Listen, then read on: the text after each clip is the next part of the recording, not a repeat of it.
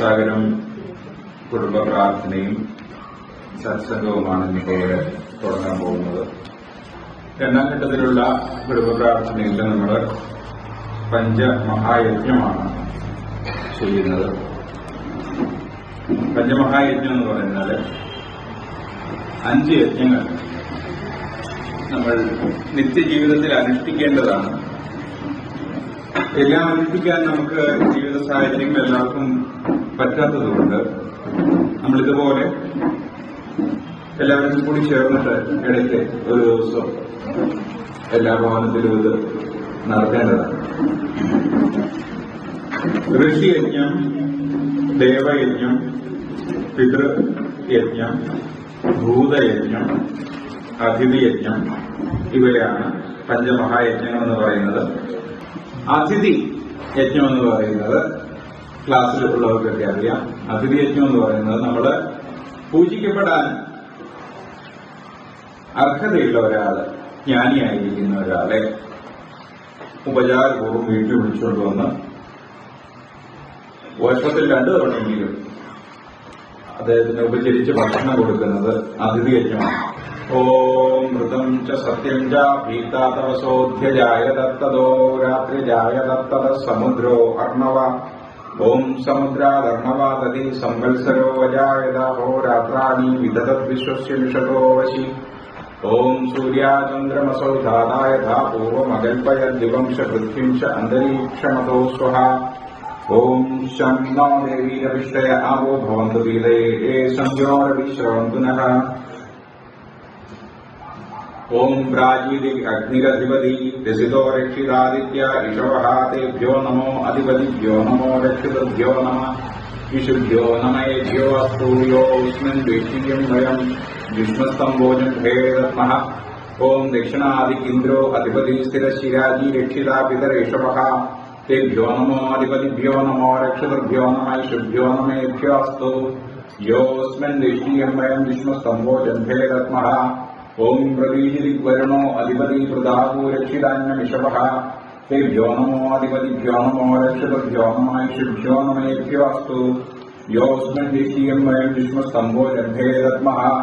ഓം ഉദീജിരി സോമോ അധിപതി സ്വജോ രക്ഷിതാ ശരീരിഷവഃ തേഭ്യോ നമോ അധിപതിഭ്യോ നമോ രക്ഷിതഭ്യോ നമ. ഇഷുഭ്യോ നമേഭ്യോ അസ്തു യോസ്മിൻ ദ്വിഷീയം വയം വിഷ്ണുസ്തംഭോജം ഭേദത്മഃ. ഓം ധ്രുവാദിവിഷ്ണുരധിപതി കൽമാഷഗ്രീവോ രക്ഷിതാ വീരുധായിഷവഃ. ഓം ഭൂർഭുവസ്വഃ തത്സവിതുർവരേണ്യം ഭർഗോ ദേവസ്യ ധീമഹി ധിയോ യോ നഃ പ്രചോദയാത്. ഹേ ഈശ്വരാ ദയാനിധേ ഭവത്കൃപയാനേന ജപോപാസനാദികർമ്മണ ധർമാർത്ഥകാമമോക്ഷാണാം സിദ്ധിസിദ്ധിർഭവേ നഃ. ഓം നമഃ ശംഭവായ ച മയോഭവായ ച നമഃ ശങ്കരായ ച മയസ്കരായ ച നമഃ ശിവായ ച ശിവതരായ ച. ഓം ശാന്തി ശാന്തി ശാന്തി. ഓം ഗുരുവർപ്പണമസ്തു. ഗുരുഭ്യോ നമഃ. ഇനി ഗുരു പുഷ്പാഞ്ജലി അർച്ചനയാണ്. ഓം ചിത്രേണ പരിവ്യാപ്തം ത്രൈലോക്യം സചരാചരം തദ്വദം ദർശിതം യേന തസ്മൈ ശ്രീ ഗുരവേ നമഃ. ഓം സർവശിവശിരോരത്നസമുദ്ഭാസിതമൂർത്തയേ വേദാന്താംബുജസൂര്യായ തസ്മൈ ശ്രീ ഗുരവേ നമഃ. ഓം ഗുരുരാദിരനാദിശ്ച ഗുരുപരമദേവതം ഗുരു പരതരം നാസ്തി തസ്മൈ ശ്രീ ഗുരവേ നമോ. ബ്രഹ്മാനന്ദം പരമസുഖദം കേവലം ജ്ഞാനമൂർത്തി ദ്വന്ദ്വാതീതം ഗഗനസദൃശം തത്വമസ്യാദിലക്ഷ്യമേകം നിത്യം വിമലമജലം സർവധീ സാക്ഷിഭൂതം ഭവാതീതം ത്രിഗുണരഹിതം സദ്ഗുരും തം നമാമി ഭാവാതീതം ത്രിഗുണരഹിതം സദ്ഗുരും തം നമാമി ഭാവാതീതം ത്രിഗുണരഹിതം സദ്ഗുരും തം നമാമി. ഓം ഹംസാഭ്യാം പരിവൃത്തപത്രകമലേ ദിവ്യേ ജഗത്കാരണം ദിശോത്കീർണമനേകദേഹനിലയം സ്വച്ഛന്തമാനന്ദകം ആദ്യന്തൈകമഖണ്ഡചിദ്ധനരസം പൂർണ്ണം ഘനന്തം ശുഭം പ്രത്യക്ഷാക്ഷരവിഗ്രഹം ഗുരുപദം ധ്യായേതിഭും ശാശ്വതം. ഓം ശ്രീനാരായണ പരമഗുരവേ നമഃ. ഓം മനുഷ്യവിഗ്രഹായ നമഃ.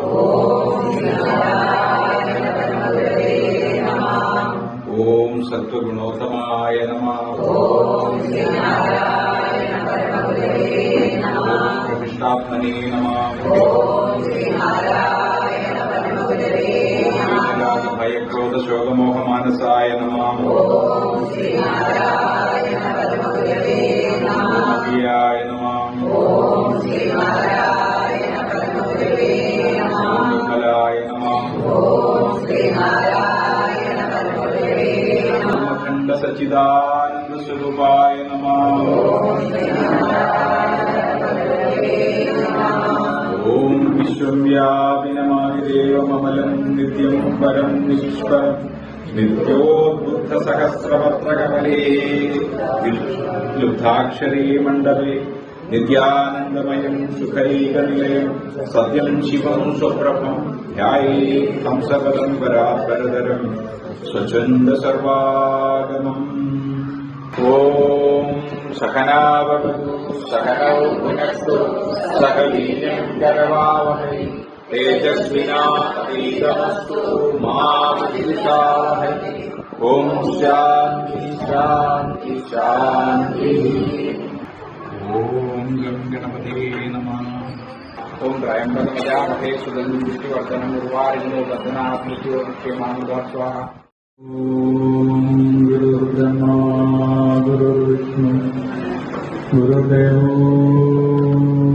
മഹേശ്വര ഗുരു സാക്ഷാത് പരമം ബ്രഹ്മ തസ്മൈ ശ്രീ ഗുരവേ നമഃ. പഞ്ചമഹായജ്ഞത്തില് ഋഷിയജ്ഞത്തിന്റെ ഭാഗം തന്നെയാണ് സത്സംഗം. നമ്മൾ ഗുരുക്കന്മാരിൽ നിന്ന് അറിവ് സ്വീകരിക്കുന്നു, അതിനെ സ്വാംശീകരിച്ചുകൊണ്ട് ജീവിക്കാൻ ശ്രമിക്കുമ്പോൾ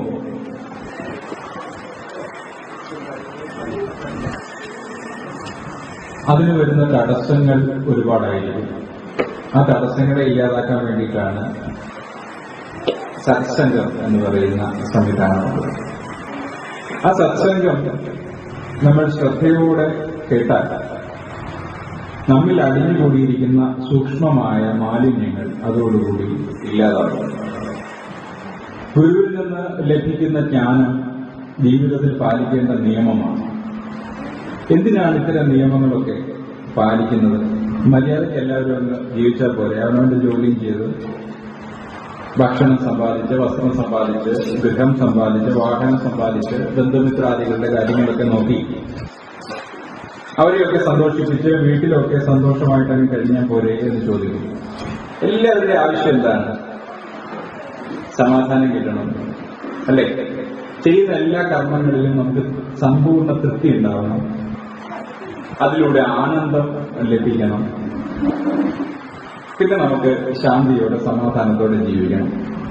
ഇതിനപ്പുറത്തേക്ക് എന്തെങ്കിലും ലക്ഷ്യം ആർക്കും ഉള്ളതായിട്ട് തോന്നുന്നില്ല, അല്ലേ? എന്ത് കാര്യം ചെയ്താലും നമുക്കൊരു തൃപ്തി ഉണ്ടാവണം. ആ തൃപ്തി ലഭിച്ചില്ലെന്നുണ്ടെങ്കിൽ എന്ത് സംഭവിക്കും? സംതൃപ്തി ലഭിച്ചില്ലെങ്കിൽ എന്ത് സംഭവിക്കും? സങ്കടം വരും, അല്ലേ? ഈ ദുഃഖം കുറെ കാലം കഴിയുമ്പോഴത്തേക്ക് അസംതൃപ്തിയായിട്ട് മാറും.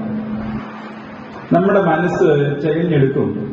നീ കാരണമൊന്നുമല്ല നിനക്ക് ഈ പ്രശ്നം ഉണ്ടായിരിക്കുന്നത്, ലവൻ കാരണമാണെന്ന് വിചാരിക്കും.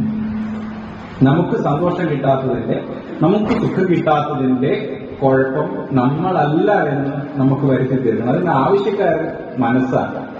കാരണം മനസ്സാണ് നമ്മളെ പലയിടങ്ങളിൽ കൊണ്ട് വ്യാപരിപ്പിച്ച് നമ്മുടെ സമയം കളഞ്ഞതും നമ്മെ കൊണ്ട് കുഴപ്പത്തിൽ ചാടിച്ചതും മനസ്സാണ്. ഈ മനസ്സിന് ഒന്ന് കുറ്റവിമുക്തനാവണം. അതിനെന്ത് ചെയ്യും? മനസ്സ് അടുത്ത് നിൽക്കുന്ന ആൾക്കാരിലേക്ക് കുറ്റങ്ങൾ മെനഞ്ഞു തരും നമുക്ക്. എന്നിട്ട് അതിന്റെ കാരണങ്ങളൊക്കെ കണ്ടുപിടിച്ച് തരും. കണ്ടോ, ഞാൻ അപ്പോഴേ പറഞ്ഞല്ലേ, ഇത് അയാൾ കണ്ടില്ലേ, അങ്ങനെ പറഞ്ഞത് കേട്ടില്ലേ, ഇങ്ങനെ ചെയ്തത് കണ്ടില്ലേ എന്നൊക്കെ പറഞ്ഞിട്ട് നമ്മൾ എന്ത് ചെയ്ത് കളയും? മനസ്സ് മറ്റൊരാളാണ് നമ്മുടെ എല്ലാ സങ്കടങ്ങളുടെയും ദുഃഖങ്ങളുടെയും നിരാശയുടെയും ഉത്തരവാദി എന്നുള്ള രീതിയിൽ മറ്റൊരാളെ കണ്ടുപിടിച്ച് ആരോപിച്ചു കഴിഞ്ഞാലുള്ള കുഴപ്പം പിന്നെ അവിടെ ഒരു ശത്രുത വരികയും അല്ലെ. അപ്പോ മോഹം ഉണ്ടായി, മോഹം സഫലീകൃതമായില്ല, അപ്പൊ എന്തായി? അതൊന്ന് ക്രോധമായി മാറി. എന്താണ് ഇതിന്റെയൊക്കെ പിന്നിലെന്ന് നമ്മൾ ആലോചിച്ച് പോയാൽ ജീവിതത്തിലെ ചെറിയ ചെറിയ അസംതൃപ്തികളിൽ നിന്നാണ് ഇത് വലുതായി വന്നത്. അതിന്റെ റൂട്ടാണ് ഞാൻ പറഞ്ഞത്. മനസ്സ് പലയിടങ്ങളിൽ വ്യാപരിച്ച് ഉണ്ടാക്കുന്ന സങ്കടങ്ങളും സന്താപങ്ങളും അസംതൃപ്തിയുമാണ് നമുക്കുള്ളത്. പക്ഷെ ഈ മനസ്സ് അത് സമ്മതിക്കത്തില്ല. മനസ്സിലാവുന്നുണ്ടോ? മനസ്സത് സമ്മതിക്കാതെ അത് മറ്റുള്ളവരിലേക്ക് ആരോപിക്കും. നമ്മൾ സൂക്ഷ്മമായിട്ട് വിചിന്തനം ചെയ്തു കഴിഞ്ഞാൽ നമ്മുടെ എല്ലാ കുഴപ്പങ്ങൾക്കും കാരണം നമ്മളല്ലാതെ മറ്റൊരാളല്ല എന്നുള്ളതാണ് സംഭവം. നമുക്ക് ഓരോ സാഹചര്യത്തെയും നമ്മെ സുഖിപ്പിക്കാൻ വേണ്ടിയിട്ട് അല്ലെങ്കിൽ നമ്മെ സമാധാനിപ്പിക്കാൻ വേണ്ടിയിട്ട് നമ്മിലൊരു ശാന്തി ഉണ്ടാക്കാൻ വേണ്ടിയിട്ട് ഓരോ സാഹചര്യത്തെയും ആ ലക്ഷ്യത്തോടുകൂടി സമീപിച്ചാൽ നമുക്ക് അവിടെ നിന്ന് രക്ഷപ്പെടാൻ പറ്റും. മനസ്സിലാവുന്നുണ്ടോ? ഇപ്പൊ ഒരാള് നമ്മെ ഭർഷിക്കുകയാണ്, ചീത്ത പറയുകയാണ്, വഴക്ക് പറയാണെന്ന് വിചാരിക്കുക. നമുക്ക് തിരികെ എന്ത് ചെയ്യാം? അയാളെ അതിനേക്കാൾ ഡോസ് കൂടിയ വാക്കുകൾ ഉപയോഗിച്ചിട്ട് ചീത്ത വിളിക്കാം, അല്ലേ? അപ്പൊ അവിടെ എന്തുണ്ടാവും? ഒരു ക്ലാഷ് ഉണ്ടാവും. അപ്പൊ വാക്കേറ്റത്തെ തുടർന്ന് എന്താണ് പിന്നെ ഉണ്ടാകുന്നത്? എന്താണ്? പിന്നെ കയ്യാങ്കളിയാണ് ഉണ്ടാകുന്നത്. കാരണം വാക്ക് പറഞ്ഞ് ജയിച്ചില്ല എന്നുണ്ടെങ്കിൽ പിന്നെ ദേഹോപദ്രവം ചെയ്ത് കീഴ്പ്പെടുത്തി ജയിക്കുക. ഇതാണ് പിന്നത്തെ ലക്ഷ്യം. ഇതല്ലാതെ ആ സമയത്ത് രക്ഷപ്പെടാനായിട്ട് ഒരുപാട് മാർഗമുണ്ട്, അല്ലേ? നമ്മുടെ പ്രതികരണങ്ങൾ ഓഫാക്കിയിട്ട് ചിലർ മനസ്സിൽ വെച്ചിട്ട് ഇങ്ങനെ ഊതി വെക്കും. അങ്ങനല്ല. ഇതൊന്നും എന്നെ കുറിച്ചല്ല പറയുന്നത്. പേര് ആരുടെയോ വിശേഷം പറയുകയാണ്. ആരുടെയോ വിശേഷം പറയണം, എന്നെ കുറിച്ചല്ലേ പറയുന്നത്. ഇദ്ദേഹം എന്നെ കുറിച്ച് ഒന്നും പറയത്തില്ല, അങ്ങനെയുള്ള ആളൊന്നും അല്ലേ നിൽക്കുന്നത്. പിന്നെ ഏതോ സാഹചര്യത്തിൽ വേറെന്തോ ദ്വേഷം വന്നിട്ട് അതിവിടെ കൊണ്ടുവന്ന് തീർക്കുക. അങ്ങാടി തോറ്റ അമ്മയോട് അങ്ങനെ തീർക്കുക. സാരില്ല, കുറച്ച് എഴുന്നതിൽ ഇറങ്ങിട്ടാണ് എന്ന് നമ്മൾ വിചാരിച്ചാൽ മതി. പക്ഷെ വിചാരിക്കുമോ എന്നുള്ളതാണ് പ്രശ്നം. അങ്ങനെ വിചാരിക്കാൻ ഒരു മനസ്സ് ഉണ്ടാക്കിയെടുക്കലാണ് ഭക്തി, ആരാധന, സത്സംഗം എന്നിവയോട് ഉദ്ദേശിക്കുന്നത്. ഈ മൗനിയായിരിക്കുന്നവന്റെ വാക്കിന് കനം കൂടുന്ന പറയുന്നത് മനസ്സിലാവുന്നുണ്ടോ? വളരെ നിശബ്ദരായിട്ട് എല്ലാം കണ്ടുകൊണ്ട് ഇരിക്കുന്നവരുണ്ട്. അവരുടെ കർമ്മം മാത്രം ചെയ്തുകൊണ്ടിരിക്കും. അവരുടെ ഉപദേശം ഫലിക്കില്ല എന്ന് തോന്നുന്നിടത്ത് ഒരു വാക്കുപോലും അവർ പറയുകയാണ്. അവരാരെങ്കിലും ഉപദേശിക്കണമെന്നുണ്ടെങ്കിൽ ഉപദേശം വേണ്ടവര് അവരെ സമീപിച്ച് ഞാൻ എന്ത് ചെയ്യണമെന്ന് ചോദിക്കുമ്പോഴല്ലാതെ അവരാരെ ഉപദേശിക്കത്തില്ല. അങ്ങനെയുള്ള വ്യക്തികളുടെ വാക്കിന് മുത്തിന്റെ തിളക്കവും പർവ്വതത്തിന്റെ കനവും ഉണ്ടാവും. അത് വന്ന് വീണാൽ പിന്നെ ആർക്കും അതിനെ മറികടക്കാനായിട്ട് സാധിക്കില്ല. അപ്പോ മൗനത്തിലിരുന്ന് ഈ വാക്കിനെ ഘനപ്പെടുത്തി തിളക്കം വർദ്ധിപ്പിച്ച് എടുക്കുക എന്നുള്ളതാണ് സാധനമാർഗം. ഇത് നമുക്ക് ഒറ്റയ്ക്ക് സാധിക്കില്ല, അല്ലെ? ഗ്രന്ഥം വായിച്ചു പഠിച്ചാലൊന്നും നമ്മളെ കൊണ്ട് സാധിക്കത്തില്ല. അപ്പൊ നമ്മൾ എന്ത് ചെയ്യുന്നു? അതിന് പറ്റുന്ന, അതിന് നമ്മെ നയിക്കുമെന്ന് വിചാരിക്കുന്ന ഒരു ഗുരുസ്ഥാനത്ത്, ഒരു ആചാര്യസ്ഥാനത്ത് മനസ്സുറപ്പിച്ച് ഒരു മൂർത്തിയെ ആരാധിച്ച് കീർത്തിച്ച് സ്തുതിച്ച് ഈ ഒരു സാന്നിധ്യം ഉണ്ടാക്കിയെടുക്കണം മനസ്സിൽ. മനസ്സിലാവുന്നുണ്ടോ? അതിന് ക്ലാസ്സിലുള്ളവർക്ക് അനുചാര്യം ഞാൻ ഒറ്റ ഉപായമാണ് നമ്മുടെ ബുദ്ധിയെ പിടിക്കുക. നമ്മുടെ മനസ്സിനെ പിടിക്കാൻ പറ്റില്ല. മനസ്സാർക്കും പിടിതരുന്നൊരു സാധനമല്ല. മനസ്സിനെ പിടിക്കാൻ ശ്രമിക്കുന്നതോറും അത് നമ്മുടെ ഇട്ട് ഓടി. മനസ്സിലാവുന്നുണ്ടോ? അവസാനം നമ്മൾ കിതയ്ക്കുന്നല്ലാതെ മനസ്സിന് യാതൊരു കിതപ്പുണ്ടാവത്തില്ല. ബുദ്ധിയെ പിടിക്കുക. ബുദ്ധിയെ എങ്ങനെ പിടിക്കുക? എപ്പോഴും പറയും ബുദ്ധിയെ പിടിക്കുക. എങ്ങനെ പിടിക്കും ബുദ്ധിയെ? ബുദ്ധി എവിടെയാ ലൊക്കേറ്റ് ചെയ്തിരിക്കുന്നത് നോക്കുക. എവിടെ ലൊക്കേറ്റ് ചെയ്തിരിക്കുന്നത്? ചിന്തകളിലാണ് ലൊക്കേറ്റ് ചെയ്തിരിക്കുന്നത്, അല്ലെ? മനസ്സ് എന്ന് പറയുന്നത് ചിന്തകളുടെ പ്രവാഹമാണ്.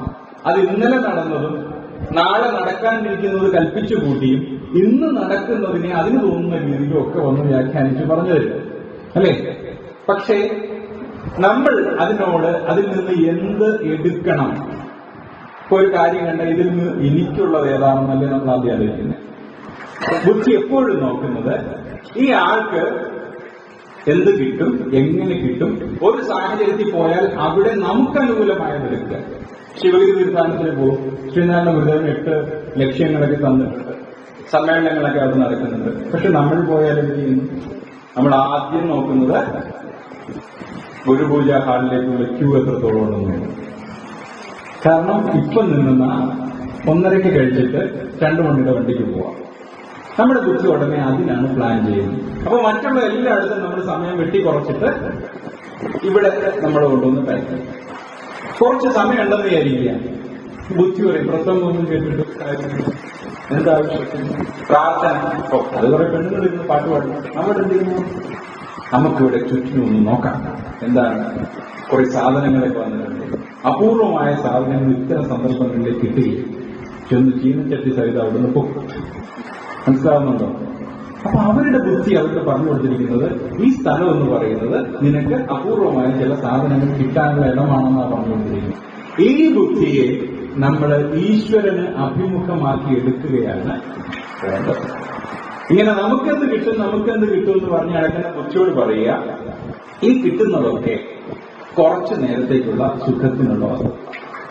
നമ്മൾ ചില കാര്യങ്ങളൊക്കെ സന്തോഷകരമായിട്ട് വാങ്ങി വീട്ടിൽ കൊണ്ട് ചെല്ലുമ്പോഴത്തേക്ക് അതിന് 4-5 കുറ്റം കേട്ട് കഴിഞ്ഞുള്ള അവസ്ഥ എന്തായിരിക്കും? പോണ വഴിക്കൊക്കെ നമ്മൾ വിചാരിക്കും ഇന്നത് വീട്ടിൽ കൊണ്ട് ചെല്ലുമ്പോൾ എല്ലാവരും കൂടി ഭയങ്കര സന്തോഷത്തോടുകൂടി എടുക്കും. അപ്പൊ ഞാൻ പോയത് നന്നായി എന്നൊക്കെ അവർ പറയും.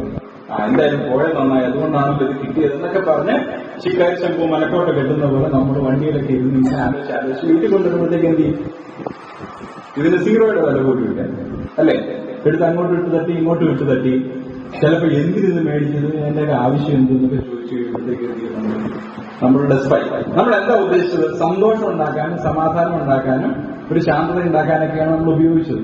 ഇങ്ങനെയുള്ള എല്ലാ ശ്രമങ്ങളും നമ്മൾ നടത്തിയാലും അത് പാളിപ്പോകും. No guarantee. അതുകൊണ്ട് ബുദ്ധി, നീ എന്ത് ചെയ്യുക? ഇത്തരം കാര്യങ്ങളൊന്നും സംഘടിപ്പിച്ച് എനിക്ക് തന്നെ എന്നെ സന്തോഷിപ്പിക്കാൻ നീ നോക്കണ്ട. കാരണം എന്റെ സന്തോഷം എന്ന് വെച്ചാൽ എന്റെ മാത്രം സന്തോഷമല്ല. ആണോ? നമ്മൾ ഗുഹയ്ക്കകത്ത് താമസിക്കുകയാണ്, ആഹാരം കിട്ടി ഏമ്പൊക്കെ വിട്ട് സന്തോഷിച്ച് അകത്തോട്ട് കയറി പോകാനായിട്ട്.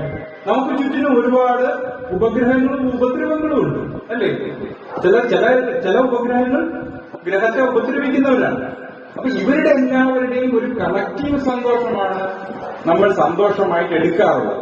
ഇവരിൽ ആരെങ്കിലും ഒരാൾ ഇണഞ്ഞാൽ നമ്മുടെ സന്തോഷം അവിടെ പോവുകയുണ്ടായി. നമ്മൾ എത്രയോ കാലം എത്രയോ സമയം ഉപയോഗിച്ച് ത്യാഗനിർഭരമായിട്ടൊക്കെ ഉണ്ടാക്കിക്കൊണ്ടുവരുന്ന സംവിധാനങ്ങളൊക്കെ പൊളിക്കാനൊക്കെ ആളുന്നുണ്ട്, അല്ലെ? നമ്മൾ പ്രതീക്ഷിക്കുന്നത് പോലുമില്ല. അപ്പൊ ബുദ്ധിയോട് പറയുക, അങ്ങനെയുള്ള ആവശ്യങ്ങളൊക്കെ എനിക്ക് തരുന്നത് നീ ഒന്നും നിർത്താം. എന്നിട്ട് എനിക്ക് വേണ്ടത് നിത്യസുഖമാണ്, നിത്യസമാധാനമാണ്. അപ്പൊ ബുദ്ധി നമ്മളോട് കൈമലർത്തി കാണിക്കും, എന്റെ കയ്യിൽ അതിനുള്ള വകുപ്പൊന്നുമില്ല. അപ്പം നമ്മൾ ബുദ്ധിയോട് പറയണം, എന്നാൽ ഞാൻ തരാം. അതാണ് എന്ത്? ശ്രവണം. എന്ത് ചെയ്യുക? ഈശ്വരനെ കുറിച്ച്. ഇപ്പൊ ഈശ്വരനെ പ്രാർത്ഥിക്കാനായിട്ട്, ഈശ്വരനെ ഭക്തിപൂർവ്വം ആരാധിക്കാനായിട്ട് ഒരു ഉപായം എന്താണെന്നറിയാമോ? നമ്മൾ നേരെ കാണുന്ന എല്ലാവർക്കും നമ്മുടെ മനസ്സ് ഓരോ കുറവുകൾ പറഞ്ഞു തരും. ആ കുറവ് നമ്മുടെ മനസ്സിൽ നിൽക്കുമ്പോൾ അവരെ അത്രയ്ക്ക് അങ്ങോട്ടേക്ക് നമുക്ക് എന്ത് ചെയ്യാൻ പറ്റില്ല? സ്നേഹിക്കാൻ പറ്റത്തില്ല, പ്രേമിക്കാൻ പറ്റത്തില്ല, പ്രണയിക്കാൻ പറ്റത്തില്ല. ഈശ്വരനെ നമ്മൾ ഒരിക്കലും കണ്ടിട്ടില്ല. അതുകൊണ്ട് എന്തൊക്കെ ഗുണം വേണമെന്ന് നമ്മളുടെ മനസ്സ് വിചാരിക്കുന്നു, അതേ ഗുണങ്ങളെല്ലാം ആരോപിക്കാൻ പറ്റുന്ന ഒരിടം ഏതാണ്? ഈശ്വരനാണ്. കാരണം നമ്മൾ കണ്ടിട്ടില്ല. അപ്പൊ മനസ്സിനും വേണമെന്നുണ്ടെങ്കിൽ അതിന് ഇഷ്ടമുള്ള രൂപങ്ങളെ സങ്കല്പിക്കാം, സ്വാതന്ത്ര്യം കൊടുക്കാം. അപ്പൊ മനസ്സിന് സന്തോഷമാകും. ചിലപ്പോൾ നമ്മുടെ മനസ്സ് പോയിട്ട് ആരെ പിടിക്കും? കൃഷ്ണനെ പിടിക്കും. ചിലപ്പോൾ ശിവനായിരിക്കും, ജടാമകുടങ്ങളായിട്ടിരിക്കുന്നു, എന്താണ് പിന്നെ നാഗഭൂഷിതനാണ്. അതാണോ ഇഷ്ടം? അതാണ്. പരിചയമുള്ള ഏത് രൂപം വേണമെങ്കിലും എടുക്കാം. മനസ്സിലാവുന്നുണ്ടോ? ഇനി ഒരു രൂപത്തിലും പരിചയമില്ലാതിരിക്കുക. സർവേശ്വരനായിരിക്കുന്ന ഭഗവാൻ എല്ലായിടവും നിറഞ്ഞിരിക്കുന്നു എന്ന് വേണമെന്നുണ്ടെങ്കിൽ അതിനൊരു തത്വോപദേശവും കൊടുത്തിട്ട് ഈശ്വരനുമായിട്ട് ആ മനസ്സിനെ പ്രണയത്തിലാക്കുക. അപ്പൊ പ്രണയസങ്കല്പങ്ങൾ മനസ്സിൽ ഉണരാൻ തുടങ്ങും. അപ്പോ ഈശ്വരനെ കുറിച്ച് എവിടെ പറയുന്നു അവിടെ പോയിരുന്നത് കേൾക്കാനുള്ള മനസ്സ് നമുക്കുണ്ടാവും. ഇല്ലെങ്കിൽ ഉണ്ടാവില്ല. ഞാൻ നേരത്തെ പറഞ്ഞ സംവിധാനം അനുസരിച്ചാണെങ്കിൽ നമ്മുടെ മനസ്സ് ഒന്നിലും സ്റ്റിക്ക് ഓൺ ചെയ്തില്ല. മനസ്സിലാവുന്നുണ്ടോ? കാരണം എന്താ, നമുക്ക് ചെയ്ത് സന്തോഷിപ്പിക്കാനും ചെയ്തു തീർക്കാനും ഒരുപാട് കാര്യങ്ങൾ കിടക്കുന്നുണ്ടെന്നുണ്ടെങ്കിൽ നമ്മൾ ഒന്നിലും എന്ത് ചെയ്യത്തില്ല, മനസ്സുറക്കത്തില്ല. ഇത് ചെയ്തുകൊണ്ടിരിക്കുമ്പോൾ മറ്റേത് ചെയ്തില്ലല്ലോ എന്ന് നോക്കും. അപ്പൊ ഇത് പകുതി കിട്ടിട്ട് അങ്ങോട്ടേക്ക് പോകും. ഇങ്ങനെ ഓടിയാണ് നമ്മുടെ ജീവിതത്തിന്റെ സമയം തീരുന്നത്. അവസാനം എന്ത് ചെയ്തു എന്ന് ആരെങ്കിലും ചോദിച്ചാൽ ഒന്നും ചെയ്തതായിട്ട് പറയാൻ നമ്മുടെ കയ്യിലില്ല. നമ്മുടെ സമയം തീരുകയും ചെയ്തിട്ടുണ്ട്, നമ്മൾ ക്ഷീണിക്കുകയും ചെയ്തിട്ടുണ്ട്, അല്ലെ? പുറകെ നമ്മളുടെ വാർദ്ധക്യം വരികയും ചെയ്തിട്ടുണ്ട്. അപ്പോ എന്ത് ചെയ്താലാണ് നിറവുണ്ടാവുക, എന്ത് ചെയ്താലാണ് തൃപ്തി ഉണ്ടാകുക, എന്ത് ചെയ്താലാണ് ആനന്ദമുണ്ടാകുക, എന്ത് ചെയ്താലാണ് സമാധാനം ഉണ്ടാകുക, എന്ത് ചെയ്താലാണ് ശാന്തി ഉണ്ടാവുക? ഇത് ഈശ്വരനെ പ്രണയിക്കുകയല്ലാതെ മറ്റൊന്നില്ല എന്ന് നമ്മളോട് പറഞ്ഞു തന്നത് ആരൊക്കെയാണ്? ഋഷീശ്വരന്മാരാണ്, അല്ലെ? അവരതിനെ കണക്ട് ചെയ്തിട്ടാണ് ഈ അറിവ് എല്ലാം എടുത്തു വെച്ചിരിക്കുന്നത്. അപ്പൊ ആ പ്രണയത്തിലാവുക. അപ്പോഴത്തേക്ക് നമുക്ക് ആ വ്യക്തിയെക്കുറിച്ച് കേൾക്കാൻ ഇഷ്ടം വരും, ആ ശക്തിയെക്കുറിച്ച് കേൾക്കാൻ ഇഷ്ടം വരും. അത് പറയുന്നിടത്തൊക്കെ പോകും. കുറെ അങ്ങനെ ആയിക്കഴിയുമ്പോഴത്തേക്ക് നമുക്ക് ഈ ആരാധന ഉയർന്നിട്ട് നമ്മുടെ ഉള്ളിൽ നിന്ന് എന്ത് ചെയ്യാൻ, സ്തുതിക്കാൻ തുടങ്ങും. ഈ സ്തുതിയുടെ ഏറ്റവും വലിയ ഗുണം എന്താണെന്ന് ചോദിച്ചാൽ, നമ്മൾ സ്തുതിക്കുന്നയാൾ നമ്മളെക്കാൾ മുകളിലാണ്, അല്ലെ? അപ്പൊ നമ്മളെക്കാൾ മുകളിൽ ഒരാളുണ്ട് എന്നുള്ള തോന്നല് നമ്മുടെ അഹന്തയെ ഇല്ലാണ്ടാക്കി. ഞാനാണ് വലുതെന്നുള്ള തോന്നലല്ലേ ഈ അഹന്ത വരുന്നത്. ഞാനാണ് ശരി, അല്ലെ? അത് മാറ്റാനായിട്ട് എന്ത് ചെയ്യുക? എന്നേക്കാൾ വലുതൊരാളുണ്ട്. ആരാണ്? അതെന്റെ ഭഗവാനാണ്, എന്റെ ദൈവമാണ്. അപ്പോ ആ ദൈവത്തെ എന്ത് ചെയ്യും? നമ്മൾ സ്തുതിക്കുമ്പോൾ നമുക്ക് നമ്മളോടുള്ള ആ ഒരു എന്ത് പോകും? ആരാധന പോകും. പകരം അവനോടാവും ആരാധന. അപ്പോ ശ്രവണമായി, സ്തുതിയായി, അല്ലെ? പിന്നെ എന്ത് ചെയ്യുക? മനനം ചെയ്യുക, സ്മരണ നിലനിർത്തുക. എന്താ മാർഗം? നമുക്ക് എപ്പോഴും പ്രാർത്ഥിച്ചുകൊണ്ടിരിക്കാൻ പറ്റുമോ? പുസ്തകം എടുത്തു വെച്ചിട്ട് ഇല്ല. അപ്പൊ നമ്മൾ എന്ത് ചെയ്യും? നമ്മൾ ഓരോ കർമ്മം ചെയ്യുമ്പോഴും ഞാൻ അവന് വേണ്ടി ചെയ്യും. ഭക്ഷണം ഉണ്ടാക്കുമ്പോൾ ഞാൻ ഈശ്വരന് വേണ്ടിയിട്ട് ചെയ്യുന്നു, ഈശ്വര സമർപ്പിതമായിട്ട് ചെയ്യുന്നു. അപ്പോ വീട്ടിലെ ഭക്ഷണം എന്തായി മാറും? നമ്മൾ ഈശ്വര സമർപ്പിതമായിട്ടാണ് ഭക്ഷണം ഉണ്ടാക്കുന്നെങ്കിൽ വീട്ടിലെ ഭക്ഷണം എന്തായിട്ട് മാറും? നേദ്യമായിട്ട് മാറും, അല്ലേ? അപ്പൊ അതിന്റെ വിതരണം എന്തായി മാറും? പ്രസാദ വിതരണമായിട്ട് മാറും, അല്ലേ? പ്രസാദം കഴിക്കുമ്പോൾ അതിന്റെ പ്രത്യേകത എന്താണ്? ആ ആഹാരം പ്രസാദാത്മകമായിരിക്കുന്ന ഫലത്തെ ഉണ്ടാകും. ഏത് ജീവിയായാലും ഏത് വസ്തുവായാലും അത് ഉണ്ടാക്കുന്നവന്റെ മനസ്സ് അത് പ്രതിഫലിക്കും. നമ്മൾ ചെയ്യുന്ന എല്ലാ കാര്യങ്ങളും, പറയുന്ന വാക്ക്, നമ്മുടെ ചിന്ത, ഇതെല്ലാം ഈശ്വരന് സമർപ്പിച്ചു കഴിഞ്ഞാൽ അത് ഈശ്വരീയമായി മാറും. നമ്മുടെ കുടുംബാംഗങ്ങളെല്ലാം ഒരുപോലെയൊന്നും ആയിരിക്കത്തില്ല. ചിലർക്ക് ഭക്തി ഉണ്ടാകും, ചിലർക്ക് ഭക്തി ഉണ്ടാകത്തില്ല. ഭക്തിയുള്ളവരും ഭക്തി ഇല്ലാത്തവരും തമ്മിലൊരു ക്ലാഷ് ഉണ്ടെന്നൊക്കെ ഞാൻ പറഞ്ഞു. പക്ഷേ അതിന് നമ്മൾ ആലോചിക്കേണ്ട ഒറ്റ കാര്യമുള്ളൂ. നമുക്ക് വിധിച്ചിരിക്കുന്നവരാണ് നമ്മുടെ കൂടെ വന്നിരിക്കുന്നത്. എങ്ങനെയാണ് നമുക്ക് വിധി വരുന്നത്? നമ്മുടെ മുൻജന്മത്തെ കർമ്മ പ്രാരബ്ധങ്ങളുണ്ട്, അത് തീർക്കാൻ വേണ്ടിയിട്ട് ഈ ജന്മം തന്നിരിക്കുന്നത്. മനസ്സിലാകുന്നുണ്ടോ? വാട്ട് ഫോർ എന്ന് ചോദിച്ചെന്നാൽ ഇതേ ഉത്തരവും. മുൻജന്മങ്ങളിൽ നമ്മൾ ചെയ്ത കർമ്മങ്ങൾ അത് ശരിയും തെറ്റും ഉണ്ടായിരുന്നു. ശരി അനുസരിച്ചിട്ടുള്ള സത്ഫലവും തെറ്റനുസരിച്ചിട്ടുള്ള ദോഷഫലവുമുണ്ട്. ഇത് മുഖ്യമന്ത്രിയോ പ്രധാനമന്ത്രിയോ റെക്കമെൻഡ് ചെയ്താലൊന്നും മാറ്റി കിട്ടത്തില്ല. കാരണം എന്താണ്? ഇത് ഇൻബോണാണ് ആ സാധനം. കാരണം ആ ആത്മാവിൽ ഒരു കൃഷ്ണ പറ്റിപ്പിടിച്ചിട്ടുണ്ട്. ആ കൃഷ്ണയാണ് ഈ ഫലങ്ങളെ ഉണ്ടാക്കുന്നത്. അപ്പൊ ഇത് അനുഭവിച്ച് തീർക്കണം. കുറച്ച് വ്യാധികൾ, കുറച്ച് ബുദ്ധിമുട്ടുകൾ അനുഭവിച്ച് തീർക്കണം. അതിനെന്ത് വേണം? അതിന് പറ്റിയ ആൾക്കാരെ ഓരോ സ്ഥാനങ്ങളിൽ, അത് മാതാപിതാക്കൾ തൊട്ട് എന്താണ് സഹോദരങ്ങൾ തൊട്ട് നമ്മുടെ പാർട്ണറായിട്ട് വരുന്നവർ തൊട്ട് നമുക്ക് ജനിക്കുന്ന കുട്ടികൾ തൊട്ട് നമ്മുടെ ഈ പ്രാരബ്ധത്തെ റെഡിയാക്കാൻ വേണ്ടിയിട്ട് വന്നിരിക്കുന്നവരാണ്. അപ്പൊ അവരവരുടെ പ്രകൃതമേ കാണിക്കും. നമുക്കവരെ തിരുത്തി കൊണ്ടുപോകാനും തല്ലിക്കൊണ്ടുപോകാനും സാധിക്കില്ല. നമ്മൾ എന്ത് ചെയ്യുക? അതിനനുസരിച്ച് നമ്മൾ മാറും. എന്തിനാണ് ഈ യന്ത്രം ശരിയായി ഓടുന്നതാണ് നാട്ടുകാർക്ക് കാണുന്നത്, അല്ലേ? ഈ യന്ത്രം ശരിയായിട്ട് ഓടുന്നതാണ് നാട്ടുകാർക്ക് കാണുന്നത്. ഇപ്പൊ ആലോചിക്കുക, ദേവാസുര യുദ്ധത്തില് എന്തുകൊണ്ട് ദശരഥൻ തോറ്റുപോകേണ്ടതല്ല? കൈകൈ തന്റെ വിരല് പോട്ടെ എന്ന് വിചാരിച്ചുകൊണ്ടാണ് ആര് ജയിച്ചത്? ദശരഥൻ ജയിച്ചത്. മനസ്സിലാവുന്നുണ്ടോ? എന്ത് ചെയ്തു? വിരല് ഇട്ടുകൊടുത്തു. ഇതിന്റെ ആണി ഊരിപ്പോയപ്പോൾ, യുദ്ധത്തിന്റെ ആണി ഊരിപ്പോയപ്പോഴത്തേക്ക് വിരലിട്ട് കൊടുത്തു എന്ന് പറയുന്നത്. അത് കഥ എന്തോ ആയിക്കോട്ടെ, പക്ഷെ ത്യജിക്കാനായിട്ടുള്ള ഒരു ത്യാഗ മനസ്സുണ്ടായതുകൊണ്ട് ആ രാജ്യം തന്നെ രക്ഷപ്പെട്ടു, അല്ലേ? അപ്പൊ ഒരു കുടുംബം രക്ഷപ്പെടാൻ നമ്മുടെ ചെറിയ ചെറിയ ത്യാഗങ്ങൾക്ക് സാധിക്കും. പക്ഷെ നമ്മൾ കൈകൈയിൽ എന്ത് ചെയ്തു? അതിന്റെ ഫലം ചോദിച്ചു മേടിച്ചു, അല്ലേ? കാരണം എന്തായിരുന്നു? ഫലം കിട്ടും ഉറപ്പുള്ളതുകൊണ്ടല്ലേ ചോദിച്ചേ? ആണോ? അപ്പോ ഫലം കിട്ടും ഉറപ്പുള്ളതെന്നുകൊണ്ടാണ്, ഭർത്താവ് ധർമ്മിഷ്ഠനാണ് എന്നറിയാവുന്നതുകൊണ്ടാണ്. കൈകൈ ചോദിച്ച ഫലം എന്തോ ആയിക്കോട്ടെ, അതിനൊക്കെ നല്ല ഫലങ്ങളും ഉണ്ടായിട്ടുണ്ട്, ചീത്ത ഫലങ്ങളും ഉണ്ടായിട്ടുണ്ട്. പക്ഷെ ധർമ്മിഷ്ഠനല്ല എന്ന് തോന്നിയാൽ എന്ത് ചോദിക്കാനും പാടില്ല, ഫലം ചോദിക്കാനും പാടില്ല. പിടി കിട്ടുന്നുണ്ടോ? ധർമ്മിഷ്ഠനാണെന്ന് തോന്നുന്നവർക്ക് ചോദിക്കാം, ഇല്ലാത്തവര് ചോദിക്കുകയും ചെയ്യാൻ പാടില്ല.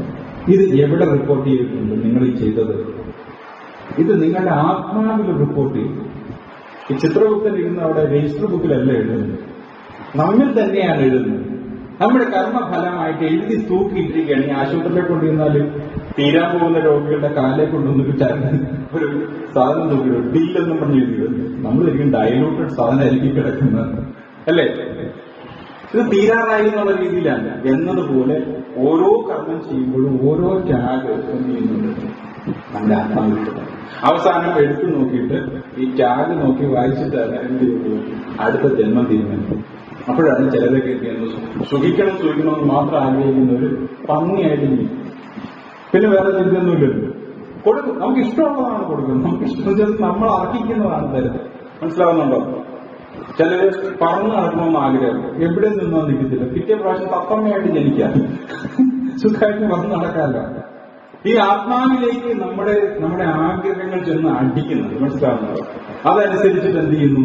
ഈ ഒരു നിയമമുണ്ട്, ആ പ്രപഞ്ച നിയമം അനുസരിച്ചിട്ട് ഇതിന് വേണ്ടുന്നത് ഡിസ്പ്ലേ ചെയ്തുകൊണ്ടിരിക്കുന്നു.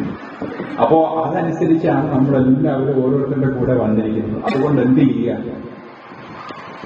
നമ്മെ തിരുത്താനേ നോക്കാവൂ, മറ്റവരെ തിരുത്താനായിട്ട് നോക്കുക.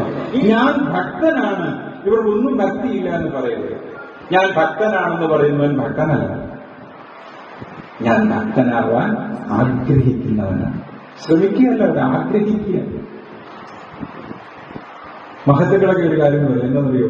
നമ്മൾ ദൈവത്തെ സ്നേഹിക്കുന്നതുകൊണ്ട് വലിയ പ്രശ്നമൊന്നുമില്ല. നമുക്കിഷ്ടമുള്ള പ്രാർത്ഥിച്ചാൽ മതി, എനിക്കിഷ്ടമുള്ള ദൈവത്തിന് എനിക്കിഷ്ടമുള്ള പ്രാർത്ഥിക്കും, നിങ്ങളാരാ? മനസ്സിലാവുന്നു? പക്ഷെ ദൈവം നമ്മെ സ്നേഹിക്കാൻ തുടങ്ങിയ ഇറ്റ് ഈസ് മോർ ഡേഞ്ചറസ്. ദൈവത്തെ നമ്മൾ സ്നേഹിക്കുകയാണ്, നമുക്ക് ബുദ്ധിമുട്ടില്ല. നമുക്കിഷ്ടമുള്ളപ്പോൾ ദൈവത്തിന് പൂജ ചെയ്താൽ മതി, ചെയ്തിട്ടൊരു കുഴപ്പമില്ല, പ്രാർത്ഥിച്ചൊരു കുഴപ്പമില്ല. കാരണം അതിനനുസരിച്ചുള്ള ഫലമേ കിട്ടത്തുള്ളതേ ഉള്ളൂ. നമ്മൾ കിട്ടുന്ന ഡെപ്പോസിറ്റ് അനുസരിച്ചാണല്ലോ ഇൻട്രസ്റ്റ് കൂടിയിട്ട് വരുന്നത്. നമ്മൾ എത്രത്തോളം കൊടുക്കുന്നു അത്രത്തോളം കിട്ടുന്നുള്ളൂ, അത് ശരിയാണ്. പക്ഷേ ദൈവം നമ്മളെ സ്നേഹിക്കുന്ന ചില ജന്മങ്ങളുണ്ട്, ഡേഞ്ചറസ് ആണ്. എന്താ കാരണം എന്നറിയോ? ദൈവം നമ്മെ സ്നേഹിച്ചാൽ പിന്നെ ദൈവത്തോടായിരിക്കണം നമ്മുടെ ഏറ്റവും വലിയ സ്നേഹം. അതല്ലാതെ വേറെ ആരോടെങ്കിലും നമുക്ക് സ്നേഹം തോന്നിക്കഴിഞ്ഞാൽ ദൈവം അവരെ അടിച്ചെടുത്തു. ഈ ആത്മോപദേശമൊക്കെ പഠിക്കുമ്പോൾ ഭഗവാൻ എന്നോട് പറഞ്ഞു, ഒരു ആഴ്ച ഒരു പദ്യം, അത് ക്ലിയർ ആയിട്ട് കിട്ടും. അടുത്ത പദ്യത്തേക്ക് നോക്കൂ പോലും ചെയ്യും. മൊത്തം കാണാൻ പഠിക്കാനല്ല പറഞ്ഞു. ഒരാഴ്ച ഒരു പദ്യം, അത് ആ ഒറ്റയാഴ്ച കൊണ്ട് നമ്മുടെ ഉള്ളിൽ കിട്ടും. അടുത്ത പദ്യം എന്താണെന്ന് നോക്കണം. അപ്പൊ ഞാൻ എഴുതി 35 ആയപ്പോഴത്തേക്ക് ആൾക്കാരാണ് 36ാമത്തെ പദ്യം, 84ാമത്തെ പദ്യം, 74ാമത്തെ പദ്യം ചോദിച്ച് ഞാൻ പറഞ്ഞു, ഒന്ന് സുഹൃത്തെ എനിക്കറിഞ്ഞു. അതൊന്നും നിങ്ങൾ പഠിക്കാനാണ് എഴുതുന്നത്. ഞാൻ പറഞ്ഞു, ഞാനല്ല ഇത് പഠിച്ചിരിക്കുന്നത്, പഠിച്ച ആൾ വേറെയാണ്. ഇങ്ങനെ ഓരോന്നിലൂടെയും പോയിട്ട് ആണ് നമ്മളിപ്പോ ഞാൻ ഇവിടെ ഇരിക്കുന്നത്, നിങ്ങളുടെ മുന്നിൽ ഇരിക്കുന്നത്. കുറെ പേരെന്നെ ആചാര്യൻ എന്ന് വിളിക്കുന്നത്. ഇതെല്ലാം ആരുടെ കഴിവാണ്? ഭഗവാന്റെ മാത്രം നിശ്ചയം. എനിക്കിതിന് വിധേയനാവുകയല്ലാതെ മറ്റൊന്നും ചെയ്യാനുള്ള ശേഷിയില്ല. എന്നെ ഇതിൽ നിന്ന് വിഘാതം വരുത്തുമെന്ന് വിചാരിക്കുന്ന എന്തിനേയും ഭഗവാൻ എന്നിൽ നിന്ന് മാറ്റിക്കൊണ്ടിരിക്കുക. അപ്പൊ എന്നോട് ചേർന്ന് നിൽക്കുന്നവരോടൊക്കെ ഞാൻ പറയും, ഇതിന് വിമുഖമായാൽ നിങ്ങൾ തെറിച്ചു പോകും, എനിക്കൊന്നും ചെയ്യാൻ പറ്റില്ല. ഭഗവാന്റെ വഴിക്ക് വിമുഖമായാൽ ഒരു ബന്ധവും എനിക്ക് താങ്ങാൻ പറ്റില്ല. എല്ലാം എന്നിൽ നിന്ന് തെറിച്ചുപോയി, എല്ലാം തെറിച്ചു. കുറെ പേർക്ക് കുറച്ചു നാളൊക്കെ പിടിച്ചു നിന്നു. പക്ഷെ എനിക്ക് അധിക നേരം അവരെ പിടിച്ച് കയറ്റിക്കൊണ്ടുവരാനായിട്ടുള്ള നിയോഗവും ഇല്ല. എന്തേ ഉള്ളൂ, അടുത്ത ഡയലോഗ് പറഞ്ഞാൽ അതിന് പ്രോംപ്റ്റ് ചെയ്യുക എന്നുള്ളതാണ് നമ്മുടെ. അപ്പൊ എന്താണ് ഇനിയും ഉദ്ദേശിച്ച് വെച്ചിരിക്കുന്നതെന്ന് എനിക്ക് അറിഞ്ഞുള്ളൂ. അപ്പൊ നിങ്ങൾക്ക് ഈ വഴിയൊക്കെ വേണമെങ്കിൽ വിശ്വസിക്കാം, അല്ലെങ്കിൽ ഇതൊരാളുടെ കഥയായിട്ട് വേണമെങ്കിൽ കേട്ട് കളയാം, അല്ലെങ്കിൽ ഇത് വിശ്വസിക്കാം. ഇങ്ങനെ നിയോഗങ്ങൾ ഭൂമിയിലുണ്ട്. ഈ നിയോഗം കൊണ്ടുവരുന്നയാളുടെ ആഗ്രഹം എല്ലാവരുടെയും ശ്രേഷ്ഠമായ ജീവിതം മാത്രമാണ്. അതിന് തടസ്സം നമ്മിലെ ശീലക്കേടുകൾ മാത്രമാണ്. നമുക്ക് നമ്മെ തന്നെ ദൈവത്തിന്റെ മുന്നിൽ വെക്കാനായിട്ടുള്ള മടി, ഞാൻ തന്നെ എന്റെ കാര്യം ശരിയാക്കിക്കോളാം എന്നുള്ള അഹന്ത. അതുകൊണ്ട് ഇപ്പൊ ഇവിടെ ഇരിക്കുന്നവർ അവരവരുടെ വയസ്സ് നോക്കിക്കോളുക. അത്രയും വർഷം നിങ്ങൾ അങ്ങനെ വിചാരിച്ചിട്ടുണ്ടെങ്കിൽ എന്ത് നടന്നിട്ടുണ്ടോന്ന് ആലോചിച്ച് നോക്കുക. നമ്മുടെ ജീവിത നിയോഗം എന്താണെന്ന് ആദ്യം തിരിച്ചറിയണം. അറിഞ്ഞിട്ട് അതിനനുകൂലമായിട്ട് ജീവിക്കുമ്പോഴാണ് നമ്മൾ രക്ഷപ്പെടാൻ തുടങ്ങുന്നത്. മനസ്സിലാവുന്നുണ്ടോ? അത് കണ്ടുപിടിക്കണം. അത് കണ്ടുപിടിക്കാനാണ് ഭഗവാനോട് ചോദിക്കുന്നത്, ഭഗവാനെ ഞാൻ എന്തിനാണ് ജനിച്ചത്? എന്റെ ജന്മത്തിന് എന്തെങ്കിലും ഉദ്ദേശമുണ്ട്? കാരണം എന്താ, ഇവിടെ ഒരു പുൽക്കൊടി പോലും ഉദ്ദേശമില്ലാതെ ജീവിക്കുന്നില്ല, ജനിച്ചിട്ടില്ല. ഒരു ഉറുമ്പ് പോലും ഈ ലോകത്തിന് ഒരു കർമ്മം ചെയ്യാൻ വേണ്ടിയിട്ട് വന്നിരിക്കുന്ന ആളാണ്. കാക്കകളിലെ എന്താണ്, അവരില്ലെങ്കിൽ ഇവിടുത്തെ ആൾക്കാർ കൊത്തിക്കൊണ്ടുപോകും ആണോ? അപ്പൊ ഓരോന്നും ചെയ്യാൻ വന്നിരിക്കുന്നവരാര് തന്നെയാണ്? ഈശ്വര നിയോഗത്താൽ വന്നിരിക്കുന്നത്. എന്തിന് വന്നിരിക്കുന്നു എന്നറിയുക, അത് മാത്രം ചെയ്യുക, അതിൽ എസ്റ്റാബ്ലിഷ്ഡ് ആണ്. ചില തൊഴിലിലൊക്കെ ആയിരക്കണക്കിന് പേര് കാണും അല്ലേ, പക്ഷെ അതിന് എസ്റ്റാബ്ലിഷ്ഡ് ആകുന്ന ലോകം അറിയപ്പെടുന്ന ഒരാളെ കാണത്തുള്ളൂ അല്ലേ. കാരണം എന്താ, അവന്റെ നിയോഗം എന്താണെന്ന് മനസ്സിലാക്കിയിട്ടാണ്. ചില സർക്കാർ ഉദ്യോഗസ്ഥരൊക്കെ കണ്ടു കഴിഞ്ഞാൽ അവർ വേറെ എന്തൊക്കെയോ ആഗ്രഹിച്ചു വന്നിട്ട് അവസാനം ഒന്നും കിട്ടാതെ ടെസ്റ്റ് എഴുതി എടുത്തു വന്നിരിക്കുന്നില്ല. പല തൊഴിൽ മേഖലകളിൽ ഇരിക്കുന്നവര് അവരത് ഉദ്ദേശിച്ച് വന്നവരല്ല, അവർക്ക് അതേ കിട്ടിയുള്ളൂ. അപ്പൊ എന്ത് ചെയ്യുന്നു, അവരത് ചെയ്യുന്നു. അങ്ങനെയാവരുത്. ശ്രീനാഥഗുരുദേവൻ പറഞ്ഞെന്താ, ഓരോരുത്തർക്കും ഓരോ വാസനയുണ്ട്, അതിനനുസരിച്ചിട്ടുള്ള തൊഴിൽ നേടാൻ അവർക്കുള്ള സ്വാതന്ത്ര്യം വേണം ഇവിടെ എന്നാ പറഞ്ഞത്. അതിന് ഗുരു പറഞ്ഞതാണ്, ഒരു മരപ്പണിക്കാരന്റെ മകൻ, ഗാന്ധിജി പറഞ്ഞു മരപ്പണിക്കാരന്റെ മകൻ മരപ്പണി ചെയ്തെന്നാൽ ആ തൊഴിലിൽ വൈദഗ്ധ്യം ഉണ്ടാവുന്നവർ. ഗുരു പറഞ്ഞു ഒരിക്കലും ഉണ്ടാകത്തില്ല. മരപ്പണിക്കാരന്റെ മകന് മരപ്പണിയോട് താല്പര്യം ഉണ്ടാവാം, ഇല്ലാതാവാം അല്ലെ. താല്പര്യമില്ല, അവൻ അധ്യാപകനാണ് ആഗ്രഹം. നിങ്ങൾ നിയമം കൊണ്ട് അവനെ മരപ്പണിക്കാരനാക്കി വെക്കരുത്. മരപ്പണിയും പോകും, അവനും നശിക്കും. അവൻ അധ്യാപകനാകാൻ ആഗ്രഹമെങ്കിൽ അവനെ ജാതിയുടെയോ വർണ്ണത്തിന്റെയോ പേര് പറഞ്ഞ് എന്താക്കരുത്, മരപ്പണിക്കാരനാകാൻ നിർബന്ധിക്കരുത്. അധ്യാപകനാകാനായിട്ട് അവന് അവസരം കൊടുക്കണം. എന്നതുപോലെ നമ്മളെല്ലാവരും ലൈഫിലേക്ക് ഈ പ്രായത്തിൽ മതി, എപ്പോഴാണോ ആയിക്കോട്ടെ, ഞാൻ എന്തിനു വേണ്ടി ജനിച്ചു, എന്താണ് എന്നെ ജനിപ്പിച്ചത്, എന്നെ ഇത്രയും വളർത്തിയതിൽ, എന്നെ ഇപ്പോഴും നിലനിർത്തുന്നതിൽ ഭഗവാന്റെ ഉദ്ദേശം എന്താണ്, അത് ചോദിച്ചാൽ പറഞ്ഞു തരും, ഉറപ്പായിട്ടും പറഞ്ഞു. പിന്നെ അതിൽ നിന്ന് വിട്ടുകളിക്കും. പ്രായം കൂടിയിട്ടുണ്ടെന്നുണ്ടെങ്കിൽ സൈഡ് വേ ആയിട്ട് പിന്നെ ചെയ്യാന്ന് വിചാരിക്കുന്നത്, ഇത്രയും നാളും ചെയ്തതൊക്കെ മാറ്റിവെച്ചിട്ട് എന്തിനാണ് ജനിച്ചിരിക്കുന്നത് പറഞ്ഞു അതിലേക്ക് മാത്രം പിന്നെ ചാടിയേക്കണം. ചെറുപ്പമാണെന്നുണ്ടെങ്കിൽ നമുക്ക് പിന്നെ സമയമുണ്ട് മറ്റു കാര്യങ്ങൾ ചെയ്യാൻ അല്ലേ. പ്രായമായി കഴിഞ്ഞ് കഴിഞ്ഞാൽ എന്താ, ഇനി ഒന്നിനും സമയമില്ല. എന്തിനാണ് ജനിച്ചിരിക്കുന്നത് അതിലേക്ക് മുഴുവനായിട്ട് എടുത്ത് ചാടുക. അതുകൊണ്ടുള്ള ഗുണം എന്താ, നമ്മൾ ജീവിച്ചു എന്ന് അടയാളപ്പെടുത്തിയിട്ട് പോകണം. അത് പത്രത്തെ ഒരു കോളം വാർത്ത വന്നാലൊന്നും അടയാളപ്പെടുത്തലാവത്തില്ല അല്ലെ. 10-90 വർഷമൊക്കെ ജീവിച്ചിട്ട് ഇത്രയും മാത്രം ചരമക്കുറിപ്പുണ്ട് എത്രയോ പേരുണ്ട് അല്ലേ. ഇന്നടുത്ത് ഇന്നയാൾ ഇത്ര വയസ്സ് മരിച്ചു, ഭാര്യ ഇന്നയാളും മക്കൾ ഇന്നയാളും, അത്രയും 90 വയസ്സ് വരെ ജീവിച്ചു. എന്ത് ഗുണം? കുറെ അരി തിന്നു, കുറെ വേസ്റ്റ് കളഞ്ഞു. ഇതല്ലാതെ ഭൂമിക്ക് എന്താണ് അയാളെ കൊണ്ട് ഗുണമുണ്ടായത്? നിങ്ങൾ നോക്കുക, ഓരോരുത്തരുടെ പ്രൊഫൈൽ കയറി വരുന്നുണ്ട്. ചരമ പേജിൽ നിന്ന് ജനറൽ പേജിലേക്ക് വരും, ജനറൽ പേജിൽ നിന്ന് മെയിൻ പേജിലേക്ക് വരും, 1-ാം പേജിൽ വരും.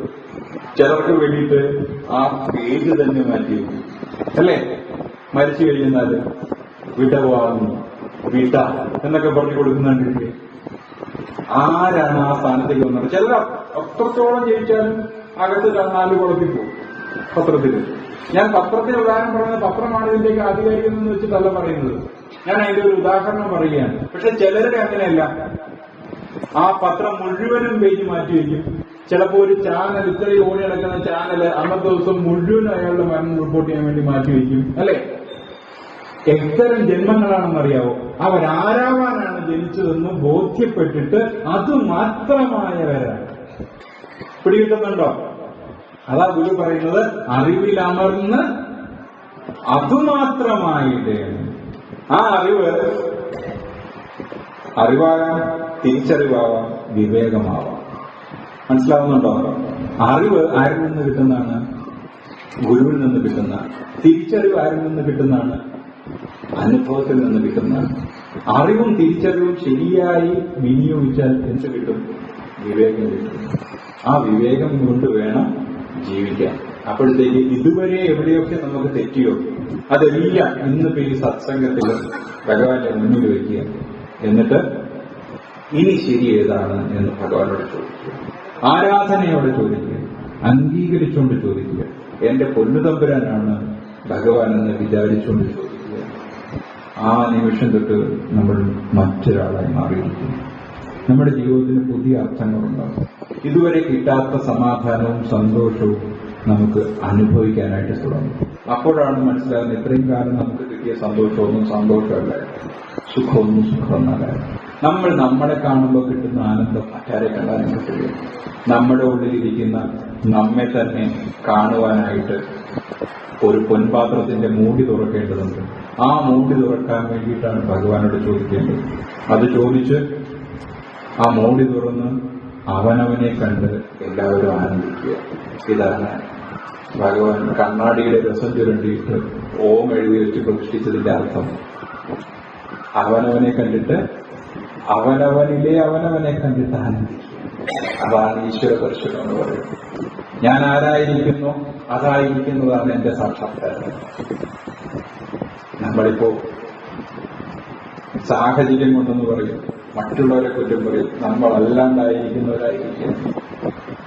അതുകൊണ്ടാണ് സങ്കടം വിട്ടുപോകാതെ. ഇന്നും ചുവന്നുകൊണ്ട് നടന്ന തീക്കനൽ കയ്യിലെടുത്ത് വെച്ചോണ്ട് അയ്യോ പൊള്ളുന്നേ പൊള്ളുന്നേ എന്ന് പറയുന്ന പോലെ ഇരിക്കും. പൊള്ളുന്നതൊക്കെ കളയുന്നേ, പൊള്ളുന്നതൊക്കെ എടുത്ത് വിട്ടുകള, അതിൽ നിന്ന് ഡിറ്റാച്ച് ചെയ്യൂ. ഞാൻ അതിനെല്ലാം വിചാരിക്കും. പൊള്ളാത്ത ഒന്നേ ഉള്ളത് ഈശ്വരനാണ്. മനസ്സിലാവുന്നുണ്ടോ? അതിനെ പുണരുക. ബാക്കി എല്ലാത്തിനെയും വിട്ടുകളഞ്ഞേക്കുക. വിട്ടുകളയുക എന്ന് പറയുമ്പോൾ പിന്നെ അവരുടെ കാര്യം നോക്കരുതെന്നല്ല എന്റെ അർത്ഥം കേട്ടോ. ആ കാര്യം ശ്രദ്ധിക്കുന്നതല്ല എന്റെ അർത്ഥം. വിട്ടുകളയാന്ന് വെച്ചാൽ നമുക്ക് അകത്തൊരു ശരിയാക്കിയിട്ട് അറ്റാച്ച്മെന്റ് ഇല്ല, അത് കട്ട് ചെയ്തേക്കുക. എന്നിട്ട് എന്ത് ചെയ്യുക? ഈശ്വര ധർമ്മം പോലെ ചെയ്തുകൊണ്ടിരിക്കുക. വ്യത്യാസം ഉണ്ടാവും.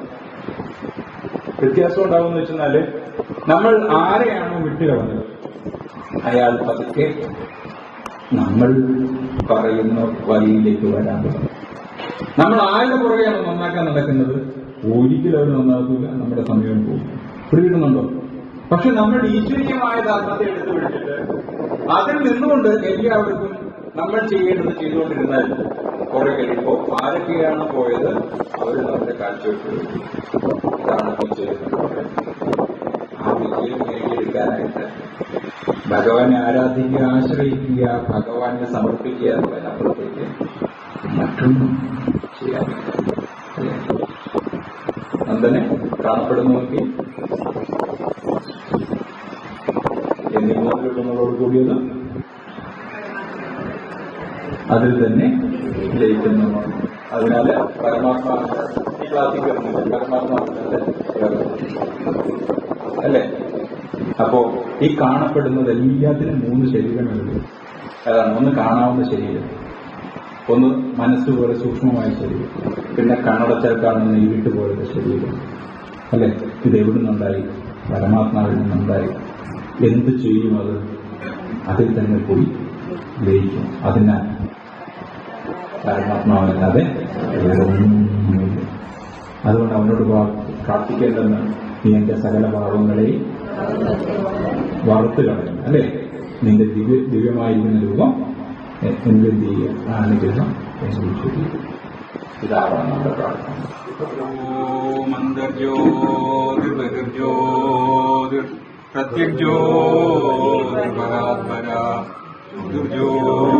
സ്വയം ആത്മജ്യോതിർശിവോസ്മ്യഹം. ഓം പൂർണ്ണമദ പൂർണ്ണമിദം പൂർണ്ണാത് പൂർണ്ണമുദച്യതേ പൂർണ്ണസ്യ പൂർണ്ണമാദായ പൂർണ്ണമേവാവശിഷ്യതേ. ഓം ശാന്തി ശാന്തി.